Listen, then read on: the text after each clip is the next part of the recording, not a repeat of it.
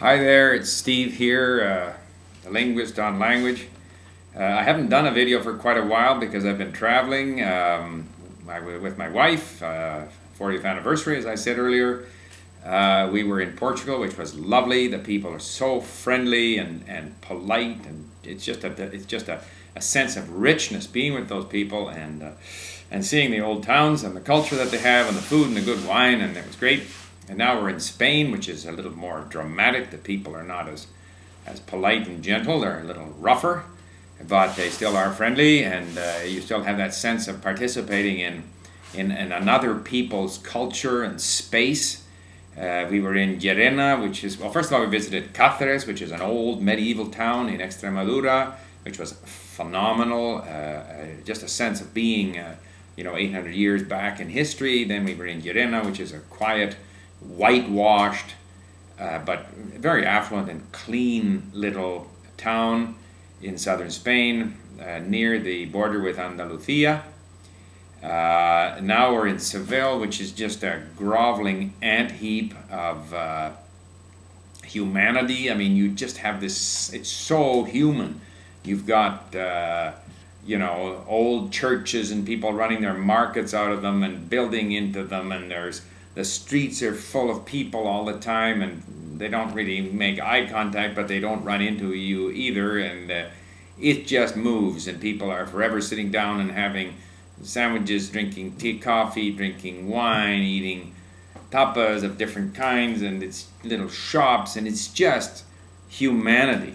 And the streets are so narrow. The woman who's ironing in her balcony or bedroom or whatever can just about touch the person across the street who might be whatever she's doing. So it's a lot of fun, and it kind of brings me to, so when I'm here, I'm motivated. My wife and I visited Merida, and we saw some of the Roman ruins there, and people were living in those Roman ruins up until 1972. So that they're just kind of, it's all part of their life. There's a continuity. And I thought to myself, geez, I'm motivated to learn Latin. It's kind of a pity that there's this discontinuation between the Roman period, and then obviously there were the Visigoths and the Arabs and everybody that came here, and then it picks up again. But it really does go back to the Roman origins of people here, and it's a pity that the Spanish isn't Latin. So I said to myself, yeah, we should have Latin at Link. By the same token, we visited the wonderful, phenomenal Arabic, castles architecture here in Seville, and so then, much more than the pictures we see every day of terrorists or suicide bombers, you see that delicate artistic culture, and it was not just art, it was science, it was medicine, it was agriculture that they had here in southern Spain, far more advanced than the people in the rest of Europe. And so then you're motivated to learn Arabic, and of course while I'm here I'm totally into my Spanish. I wish I could take more books home. I bought books. I bought this one here on the history of Spain, which I'm reading, and I even wrote some notes on the back to help me get through my video and talk about the things that I want to talk about. And really I want to talk about motivation, because I get emails from people saying, should we have a 4-month-old child, should we hire a Spanish-speaking maid, or should we put our child in Chinese immersion at age, while they're in the womb or something? So that's one thing. There's people who are tremendously stressed about how they really want to help their kids learn a second language. Now, I am quite sure that despite this tremendous apparent interest in language learning, nothing much is going to change. Most of these people are Americans, and most Americans will not learn other languages, not in the next 20 years. That's point number one. So all of this, creating pressure on them parents and on the kids, to me is a waste of time. And unnecessary. It may not be a waste of time, but it's unnecessary. The second thing that struck me, I was in Braga, and I visited with the professor there of languages at the Minho University language school, and he was of German origin, or maybe Austrian, I don't know which, and he was lamenting the fact that nowadays language students are only interested in Spanish and Chinese. Well, English, Spanish, and Chinese, period. No other languages. And I often get emails from people saying, what's the point in learning French? Do you think there's a point in learning French? And so, again, I always answer, it depends on your motivation. Every language is worth it.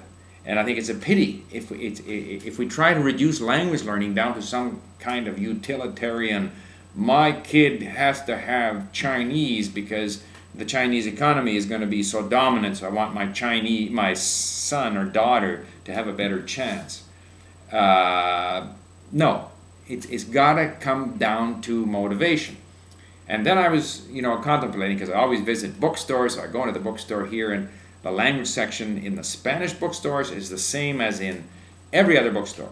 The bulk of the books there have to do with grammar, passing standard tests, Cambridge or TOEFL or whatever it might be, and often and then they had a book here on, in the Spanish learning section they have phonetics, Spanish phonetics, intermediate A, intermediate B. Like, how can you possibly divide the phonetics or the pronunciation of a language into this beginner, intermediate, and advanced? That's not how it works. It's just a gradual process of introducing the language, if you are motivated to learn it. And if you have the attitude, which I referred to in one of my videos as this cultural weightlessness, that you can see yourself as Spanish. Here you are in Sevilla, you want to be Spanish. You're in Beijing, you want to be Chinese. If you have that ability to get outside your own culture, and if you're motivated to learn the language, the other stuff just falls into place. And the more we put these dry books of grammar in front of people and say, here's the rule, get it right. Here's how you pronounce diagrams of the mouth, and pick out 10 words that begin with P and say them over and over, and all this kind of stuff. We are in fact reducing the motivation, in my opinion. Now, a very motivated person will learn despite that. But people who aren't so very motivated should be given more enjoyable ways of learning the language, as I always say. So I'm just saying that the brain needs motivation. The brain needs to be encouraged, needs to be stimulated, needs to find new things. And in that regard, too, there's always this discussion between the Krashen purists on the one hand and the grammar teachers on the other. And I knock the grammar teachers a lot, but the Krashen purists say that all you need to do is read. And if you get books or whatever, reading material that has only a small percentage of new words each time, that you'll gradually learn the language. Yeah, but you have to read so much in order to get there with that sort of very small increment of new words, that I'm not in favor of that. And so I say, be motivated by what interests you, and if there are more than a few words you don't know, not a problem, read them on the internet where you have access to tools like online dictionaries. I won't mention Link, but that's also a tool.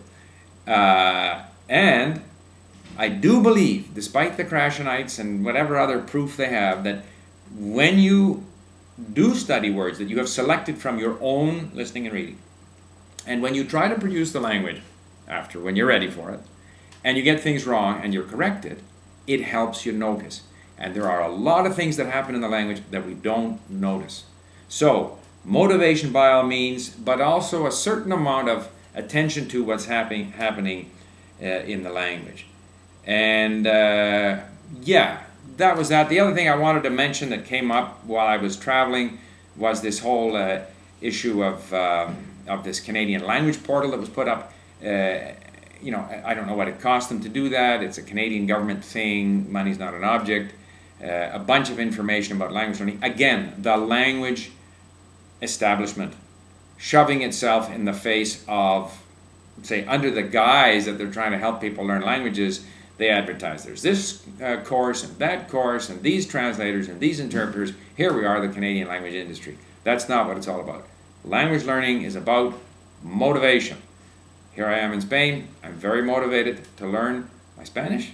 And I would add, too, that the biggest advantage in going to a country like Portugal or Spain, where I've been, is not that you're going to speak a lot of Spanish or Portuguese, because you won't. You buy a beer, you have a tapas, you might find someone to talk with, you're listening to the radio or whatever, read the newspaper, but mostly it's stimulus.